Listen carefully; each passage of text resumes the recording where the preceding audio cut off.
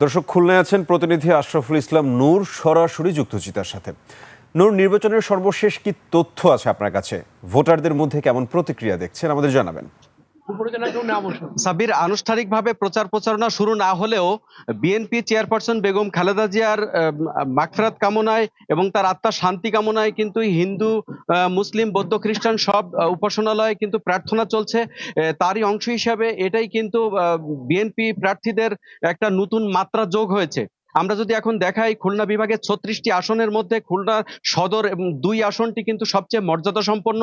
সদর এবং সোনাডাঙ্গা থানা নিয়ে 3,32,000 ভোটারের এই আসনটিতে প্রতিদ্বন্দ্বিতা করছেন বিএনপির কেন্দ্রীয় সাংগঠনিক সম্পাদক নজরুল ইসলাম মঞ্জু। আমরা যদি তার কাছে জানতে চাই যে আপনি ভোটারদের কেমন সাড়া পাচ্ছেন এবং সর্বশেষ নির্বাচনী আপনি প্রক্রিয়া কিভাবে পরিচালনা করছেন? এবার তো নির্বাচনটা নানা কারণেই গুরুত্বপূর্ণ। এবারের নির্বাচনটা বাংলাদেশের জন্য নতুন একটা মাত্রা যোগ দেবে। জুলাই অভ্যুত্থানের পরে নতুন বাংলাদেশ গড়ার যে স্বপ্ন তরুণরা দেখেছে সেটি বাস্তবায়িত হবে এই নির্বাচনের মধ্য দিয়ে। এবং দীর্ঘদিন মানুষ ভোট দিতে পারে নাই, এবার ভোট দেবে। এই জন্য ভোটের প্রতি মানুষের আগ্রহ অনেক বেশি এবং মানুষ চায় যে এটা উৎসবমুখর পরিবেশে ভোট দেওয়ার, এবং আমরা সেই উৎসবমুখর পরিবেশ রচনার কাজে ব্যস্ত আছি। এবং আমরা আশাবাদী যে এবার নির্বাচনটা খুবই ভালো হবে, সবাই অংশ নেবে এবং সবাই উৎসবমুখর পরিবেশে ভোট দিয়ে যাবে।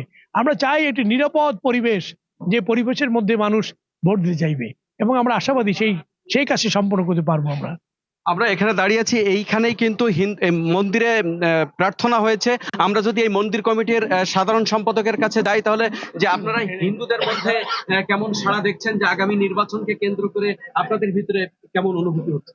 আসলে কি, আমরা সাম্প্রদায়িক ভাবে না, আমরা চাই সুষ্ঠু একটা নির্বাচন, আমার সম্প্রদায়ের নিরাপত্তা এবং আমার একটা সুন্দর দেশ গড়ার অঙ্গীকার। আজকে সেই অঙ্গীকারের প্রতিবদ্ধতা 2 আসনের যে আমাদের মঞ্জু ভাই দাঁড়িয়েছে, আমরা আশা রাখবো সে আমাদের সেই আশা পূরণ করবে এবং সেই অঙ্গীকারবদ্ধ থাকবে। ধন্যবাদ।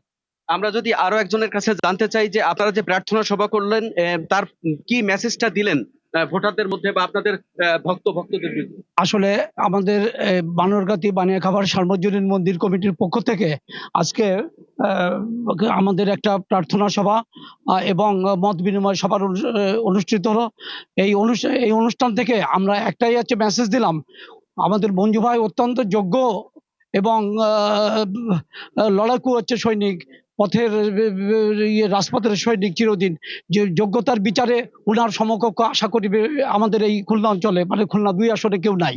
আমি সাব্বির, আমি আপনার মাধ্যমে দর্শকদেরকে জানিয়ে রাখি, খুলনা 6টি আসনে 35 জন প্রার্থী প্রতিদ্বন্দ্বিতা করছেন এবং আপনার মাধ্যমে একুশে টেলিভিশনের দর্শকদেরকে আরেকটি মেসেজ জানিয়ে রাখি, গতকাল কিন্তু রিটার্নিং অফিসার খুলনা 5 আসনের জামাত ইসলামের প্রার্থী কেন্দ্রীয় সেক্রেটারি জেনারেল মিয়া গোলাম পরোয়ারকে সতর্ক করেছেন নির্বাচনী আচরণবিধি যাতে লঙ্ঘিত না হয়, সেজন্য মৌখিকভাবে সতর্ক করেছেন। এই ছিল খুলনার সদর খুলনা 2 আসন থেকে সর্বশেষ। সাব্বির। নূর, ধন্যবাদ আমাদের সাথে যুক্ত হওয়ার জন্য।